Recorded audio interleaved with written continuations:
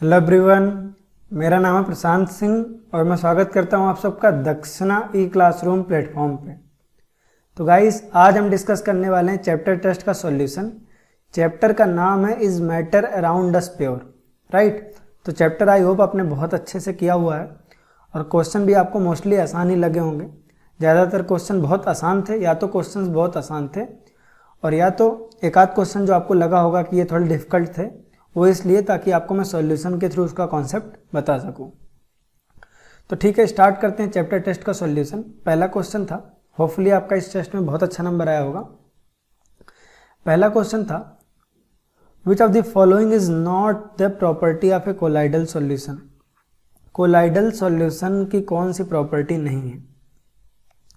तो B C D तीनों property होगी। आप सबको बहुत अच्छे से पता है कि कोलाइडल सॉल्यूशन हेट्रोजीनियस होता है, ना कि होमोजीनियस। तो होमोजीनियस नहीं होगा, तो ये प्रॉपर्टी नहीं है किसकी? कोलाइडल सॉल्यूशन की। इसलिए ऑप्शन नंबर ए क्या हो जाएगा आपका? करेक्ट हो जाएगा। क्वेश्चन नंबर 2 क्या कह रहा है? Water loving colloids are called as. अब ध्यान रखिए, दो तरह के कोलाइड्स होते हैं, है ना। कोलाइड्स दो तरह के होते हैं, मतलब ये आप क्लास 12th में पढ़ोगे। क्लास 9th के कोर्स में ये वाला टॉपिक तो नहीं है, बट मैंने जानबूझ के पेपर में दिया ताकि आपको सॉल्यूशन के थ्रू थोड़ा बहुत बता सकूं, ठीक है। तो दो तरह के होते हैं, एक जो वाटर लविंग होंगे, वाटर लविंग, ठीक है, वाटर लविंग कोलाइड्स होंगे, और दूसरे कैसे होंगे आपके? Water hating. कैसे होंगे? Water hating. एक आपके होंगे वाटर लविंग और दूसरे होंगे वाटर हेटिंग। वाटर लविंग नाम से ही पता चल रहा है जो पानी से प्यार करें, यानी पानी के प्रति क्या होंगे? ज़्यादा अट्रैक्टेड होंगे। तो वाटर लविंग को हम क्या कहते हैं? आपका वाटर लविंग को हम कहते हैं हाइड्रोफिलिक। हाइड्रोफिलिक, वाटर के लिए हम क्या लगाते हैं? हाइड्रो। हाइड्रो जो टर्म यूज होता है वो वाटर के लिए लगता है, फिलिक मतलब प्यार करने वाला, हाइड्रोफिलिक। और वाटर हेटिंग क्या होता है आपका? हाइड्रोफोबिक। क्या होता है? हाइड्रोफोबिक। तो हाइड्रोफोबिक मतलब क्या हुआ? Water hating. और हाइड्रोफिलिक मतलब क्या हुआ? Water loving. फोबिक का क्या मतलब होता है? जो डरता हो, है ना, डरना। तो पानी से डरने वाला। तो हाइड्रोफोबिक जो होता है आपका वाटर से डरता है, हाइड्रोफिलिक वाटर लविंग होता है। तो क्वेश्चन में क्या पूछ रहा है आपसे? वाटर लविंग कोलाइड्स किसको कहते हैं? वाटर लविंग कोलाइड्स के बारे में पूछ रहा है, यानी hydrophilic colloids will be correct answer, hence option number D, right. Question number 3 क्या कह रहा है? देखें, क्वेश्चन नंबर 3 कह रहा है, which of the following statements is true. ठीक है, which of the following statement is true? Homogeneous mixture can have variable composition, homogeneous mixture have fix composition, heterogeneous mixture has fix composition, और salt solution is a homogeneous mixture. इसका जो correct answer होगा, है ना, इसका जो correct answer होगा कि कौन सा ट्रू है, कौन सा ट्रू है, तो हो जाएगा आपका बी, है ना। इसका करेक्ट हो जाएगा आपका ऑप्शन नंबर बी, है ना, कि होमोजीनियस मिक्सचर का क्या होता है? फिक्स कंपोजिशन होता है। इसका आई होप आंसर की में गलत दिया हुआ है, इसका आंसर ए दिया होगा, तो आप उसको करेक्ट कर लेना, नो इशूज। आप अपने आप से नंबर जोड़ लो इसके, अगर आपके यहाँ पे नंबर कट गए तो आप अपने आप से नंबर जोड़ लो। होमोजीनियस मिक्सचर का कैसा होता है? फिक्स कंपोजिशन होता है, ना कि वेरिएबल। क्या होगा आपका? फिक्स्ड कंपोजिशन होगा। क्या होगा? फिक्स्ड कंपोजिशन होगा, ठीक है। तो option number B will be definitely right, इसमें कोई दिक्कत वाली बात नहीं है, ठीक है। चलो, बहुत आसान है ये तो। क्वेश्चन नंबर 4 क्या कह रहा है? क्वेश्चन नंबर 4 बहुत ही आसान है। ट्रू सॉल्यूशन के पार्टिकल का साइज लेस देन 1 नैनोमीटर होता है, ये हम सबको मालूम है। ट्रू सॉल्यूशन के पार्टिकल साइज 1 नैनोमीटर से क्या होता है? लेस होता है। तो आपका A is the correct answer. Next आपसे कह रहा है एलॉयज क्या होते हैं, है ना। एलॉयज क्या होते हैं? एलॉयज आपके होमोजीनियस मिक्सचर होते हैं, मेटल्स का मिक्सचर होता है। एलॉयज यूजुअली किसके होते हैं? यूजुअली मेटल्स के होते हैं, बट नॉन मेटल्स भी हो सकता है। रेयरली क्या होता है इसमें? नॉन मेटल भी होता है।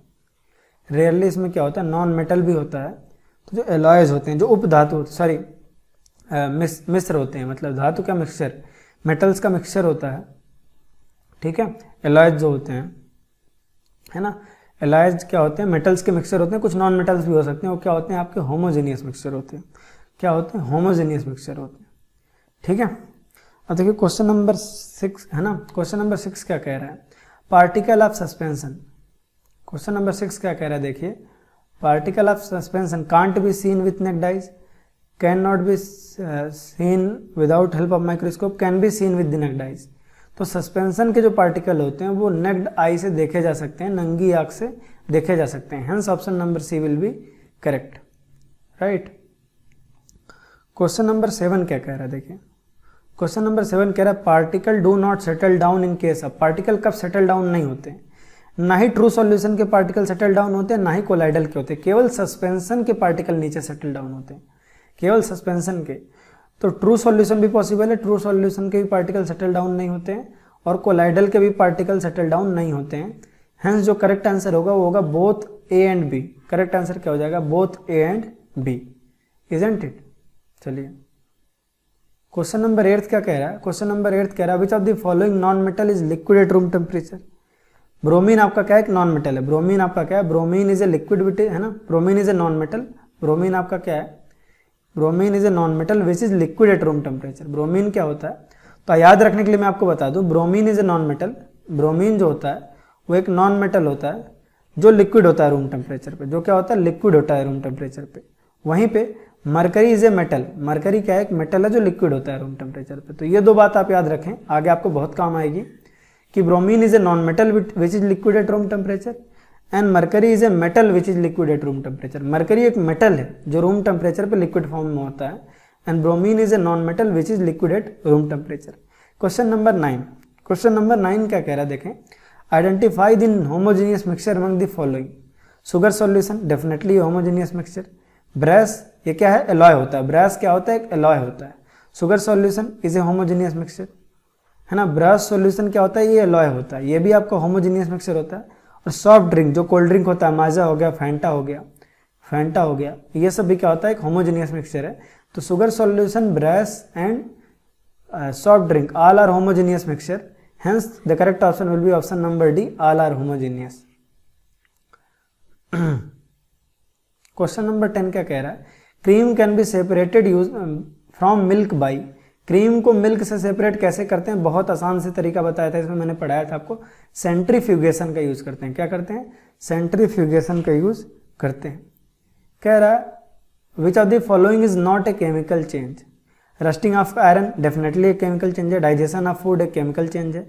एक्सप्लोडिंग ऑफ डायनामाइट डेफिनेटली एक केमिकल चेंज है। केवल जब पानी को उबालते हो तो ये फिजिकल चेंज है, एक फेज चेंज होता है। जब आप बॉइलिंग ऑफ वाटर करते हो तो कोई भी केमिकल चेंज नहीं होता, केवल पानी जो है ना, जब आप बॉइलिंग वाटर का करते हो तो लिक्विड किसमें, पानी जो लिक्विड फॉर्म में होता है वो वेपर में कन्वर्ट हो जाता है, यही होता है। तो ये एक केमिकल चेंज नहीं है, क्या है आपका फिजिकल चेंज है, बाकी सारे केमिकल चेंज हैं। ठीक है, आसान है। ठीक है, Tyndall effect is observed in. Tyndall effect किसमें ऑब्जर्व होता है, कोलाइडल सॉल्यूशन में। किसमें होता है, कोलाइडल सॉल्यूशन में, कोलाइडल सॉल्यूशन में, राइट। किसमें होता है, कोलाइडल सॉल्यूशन में। तो आप देखेंगे फोम भी एक कोलाइडल सॉल्यूशन और जेल भी एक कोलाइडल सॉल्यूशन है। फोम भी एक कोलाइडल सॉल्यूशन और जेल भी एक कोलाइडल सॉल्यूशन है। तो करेक्ट आंसर हो जाएगा आपका both A and B, right, both A and B. Question number 13 क्या कह रहा है, alloys are solution of solid in solid. Alloy क्या होता है, मेटल्स का मिक्सचर होता है, राइट। उसमें आप क्या करते हो, सॉलिड में सॉलिड ऐड करके सॉलिड ही बनाते हो। सॉलिड में सॉलिड ऐड करके आप क्या बनाते हो, सॉलिड ही बनाते हो, राइट। सॉलिड में सॉलिड ऐड करके आप क्या बनाते हो, सॉलिड ही बनाते हो, राइट।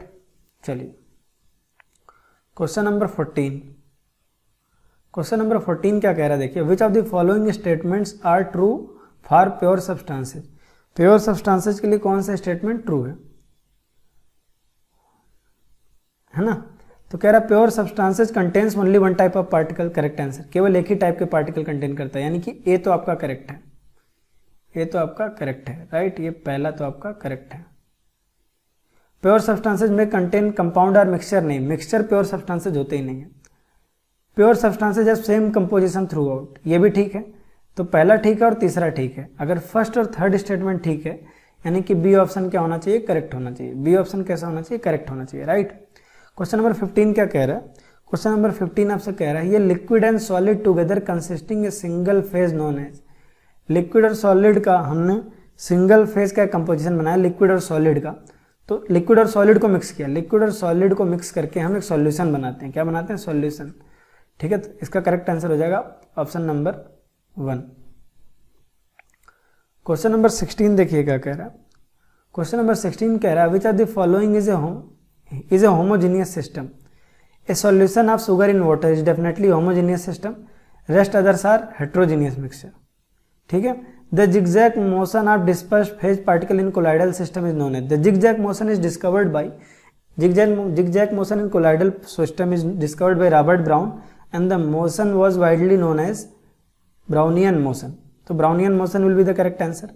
ठीक है, Brownian motion will be the correct answer. Scattering of light takes place in colloidal solution. इसमें तो कोई दिक्कत की बात है नहीं. Scattering of light कहाँ होती है? colloidal solution में होता है. क्वेश्चन नंबर 19 कह रहा है in Brownian motion colloidal particles moves in a zigzag fashion. किसमें मूव करते हैं? जिगजैग फैशन में मूव करते हैं. Correct answer will be zigzag fashion. वही एक सेम ही क्वेश्चन था करीब. कह रहा which of the following is an example of mixture. Brass जो होता है, ब्रास सॉलिड और सॉलिड का मिक्सचर होता है. ब्रास क्या होता है? सॉलिड और सॉलिड का मिक्सचर होता है. एलॉय है ना, ब्रास एक क्या है? एलॉय है, जो कि सॉलिड का क्या है? मिक्सचर है. तो मिक्सचर का एग्जाम्पल हो गया आपका एलॉय. करेक्ट आंसर हो जाएगा आपका. क्वेश्चन नंबर 21 देखिए क्या कह रहा है. Question number 21. क्वेश्चन नंबर 21 कह रहा है which of the following statement is incorrect. तो आप सी स्टेटमेंट देखिए. सी स्टेटमेंट क्या कह रहा है? A mixture containing two compound is always homogeneous. ये इनकरेक्ट है. वो हेट्रोजीनियस भी हो सकता है ना. मिक्सचर जो होता है वो हमेशा क्या होता है? हेट्रोजीनियस होता है, होमोजीनियस नहीं. ये क्या आपका हेट्रोजीनियस है, राइट. होमोजीनियस और हेट्रोजीनियस दोनों हो सकता है. मिक्सचर जो है, सॉरी, होमोजीनियस. मिक्सचर के दो टाइप है. देखो आप, मिक्सचर जो है आपका होमोजीनियस और हेट्रोजीनियस दोनों हो सकता है. होमोजीनियस और हेट्रोजीनियस दोनों हो सकता है ना. यानी कि आप ध्यान दें, जब भी मिक्सचर होगा आपका तो होमोजीनियस भी हो सकता है, यानी कि सॉल्यूशन भी हो सकता है, और हेट्रोजीनियस भी हो सकता है, यानी कि कोलाइड्स या सस्पेंशन भी हो सकता है, राइट. चलिए नेक्स्ट कह रहा है which of the following is not a compound. इनमें से कौन सा कंपाउंड नहीं है? बाकी सब कंपाउंड है. कॉमन सॉल्ट को आप देखें, इसका फॉर्मूला होता है NaCl. कंपाउंड है, दो एलिमेंट का मिक्सचर है. कॉमन सॉल्ट का फॉर्मूला क्या होता है? NaCl. तो ये कंपाउंड है. शुगर का फॉर्मूला क्या होता है? C12H22O11. ये भी कंपाउंड है, इसमें बहुत सारे एलिमेंट हैं. प्लास्टर ऑफ पेरिस का फॉर्मूला क्या होता है? CaSO4.12H2O. ये भी आपका कंपाउंड है, बहुत सारे एलिमेंट है. लेकिन जो डायमंड होता है बच्चों, वो केवल कार्बन से बना होता है. वो केवल किससे बना होता है? कार्बन से. डायमंड केवल एक एलिमेंट से बना होता है, कार्बन से. ये कंपाउंड नहीं है, क्या है? एलिमेंट का फॉर्म. क्या है? एलिमेंट का फॉर्म, राइट. क्वेश्चन नंबर 23 देखिए क्या कह रहा है. ए सॉलिड फॉर्म इज, है ना. सॉलिड फॉर्म किसे कहते हैं? गैस डिस्पर्स्ड इन सॉलिड को. जब गैस डिस्पर्स्ड होता है सॉलिड में तो इसे हम कहते हैं solid foam. When a gas is dispersed in solid then it is called as solid foam, right. ये तो बहुत आसान क्वेश्चन था. अगर आपने टाइप्स पढ़े हो अच्छे से, आपको सजेस्ट किया था कि कोलाइडल सॉल्यूशन के टाइप्स पढ़ लें. तो solid form is what? A solid form is a gas dispersed in solid, right. Okay, देखिए कह रहा है कि, है ना, आपसे क्वेश्चन कह रहा है gold of which purity. Gold of which purity is normally used as making ornaments. आभूषण बनाने में. देखिए जो 24 कैरेट का गोल्ड होता है वो प्योर गोल्ड होता है. तो प्योर गोल्ड नहीं यूज होता आभूषण बनाने में, याद रखें. जब जो भी हम पहनते हैं आमतौर पे, जो भी आपने देखा होगा ना ज्वेलरी हम पहनते हैं, जो भी ज्वेलरी हम पहनते हैं, या मतलब आपने घरों में देखा होगा मम्मी पहनती हैं, तो वो प्योर गोल्ड नहीं होता. 24 carat is pure gold. Pure gold क्या होता है आपका? 24 कैरेट होता है. 24 कैरेट इज प्योर गोल्ड. लेकिन जिससे ज्वेलरी बनती है दैट इज 22 कैरेट. तो सेकंड है ना, correct answer will be 22 carat, है ना, बी ऑप्शन, राइट. चलिए नेक्स्ट क्वेश्चन कह रहा है आपसे, देखिए, है ना. A beam of light is pass through a colloidal solution. It gets. जब बीम ऑफ लाइट को कोलाइडल सॉल्यूशन से पास करते हैं तो स्कैटरिंग हो जाती है. क्या हो जाती है? स्कैटरिंग हो जाती है. ठीक है. तो आई होप आपको सॉल्यूशन बहुत अच्छे समझ में आया होगा. आपके नंबर अच्छे आए होंगे. कुछ नए कुछ पुराने क्वेश्चन थे बच्चों, है ना. कुछ नए कुछ पुराने क्वेश्चन थे. कुछ क्वेश्चन आपको जरूर 4-5 नए दिखे होंगे जो जिसमें आपको सीखने को मिला होगा नया कुछ. ठीक है. तो इसी पर्पज से वो क्वेश्चन भी दिए गए थे. तो होपफुली आपके नंबर बहुत अच्छे आए होंगे. जिसके नंबर पूरे के पूरे आए हैं वो जरूर कमेंट करके बताओ कि आपके नंबर पूरे आए हैं. पूरे नहीं भी आए हैं तो 25 में अगर आपका स्कोर 22, 21 है तो डेफिनेटली कमेंट करके मुझे बताएं. मैं आपका कमेंट देखूंगा, लाइक करूंगा. आप अच्छे से पढ़ते रहिए और कोई डाउट हो तो उसको जरूर पूछें. टेक केयर गाइज, मिलते हैं अगले डिस्कशन में. तब तक के लिए बाय.